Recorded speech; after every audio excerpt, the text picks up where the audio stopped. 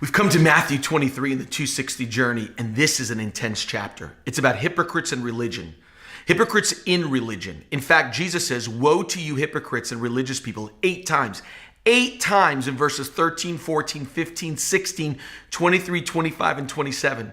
The word woe is this awful expression of how dreadful and awful this is, and it takes something as powerful as God took and pretend that it's right. This is the argument of so many people who don't want to go to church or be a Christian. The church is full of hypocrites. That's why we don't believe, and that's why I don't come to church. Or to put it another way, Christians say that they have Jesus, but I don't see much of him. If Jesus is in them, then he must be hiding because he seems to be nowhere in their life.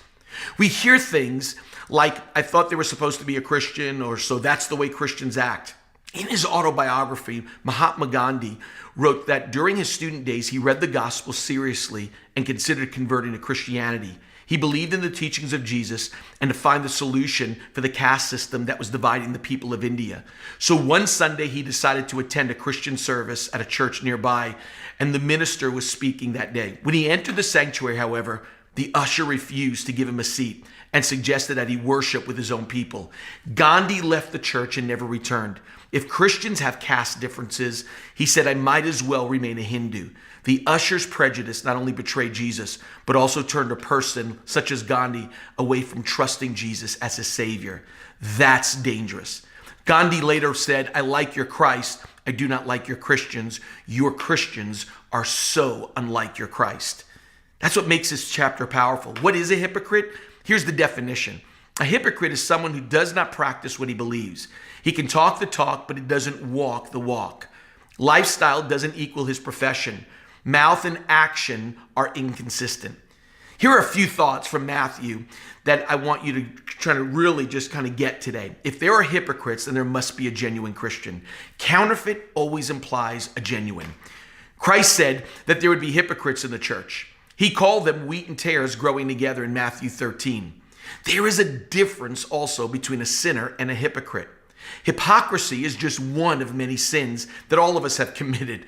And full of the church is full of them, yes, but better to say the church is full of sinners more than the church is full of hypocrites. The answer to the hypocrite problem is this: look at the Savior. You don't start looking at the church, but at the Savior, because Jesus is not a hypocrite. Since Christianity depends on Jesus, it is incorrect to try to invalidate the Christian faith by pointing out the horrible things done in the name of Christianity. If this is your argument, then be consistent with it. What do hospitals do? Make sick people well. So if there are sick people in the hospital, is it full of hypocrites? No. You've mistaken what the church really is. It's not a museum or a hall of fame. It is a hospital with a lot of sick people trying to get better, and you're looking at one of those trying to get better.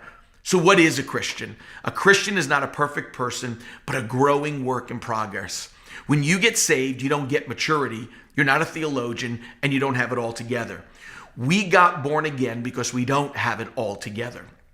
Always remember, Christianity is Christ. We are not perfect, but he is. When you take your eyes off him, then you will see hypocrisy and all the issues in the church. One man said the church is like Noah's Ark. The stench on the outside would be unbearable if it weren't for the storm the stench on the inside would be unbearable if it weren't for the storm on the outside. Many times we stink, but the world is really storming. I love what Ruth Graham, the wife of Billy Graham, said.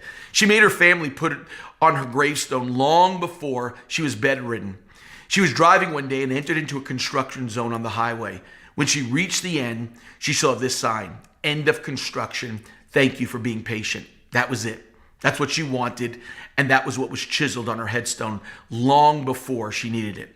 And this is true of all of us as we grow to be like Jesus. We're all like one big construction zone, but one day it'll be the end of the construction zone. And then, like 1 John 3:2 says, we shall be like him, for we shall see him as he is. The author of Amazing Grace says it best: "I'm not what I ought to be, and I'm not what I want to be, and I'm not what I hope to be in another world, but still I am not what I once used to be, and by the grace of God, I am what I am." Thank you, John Newton, for those amazing words, and thank you for joining the 260 journey.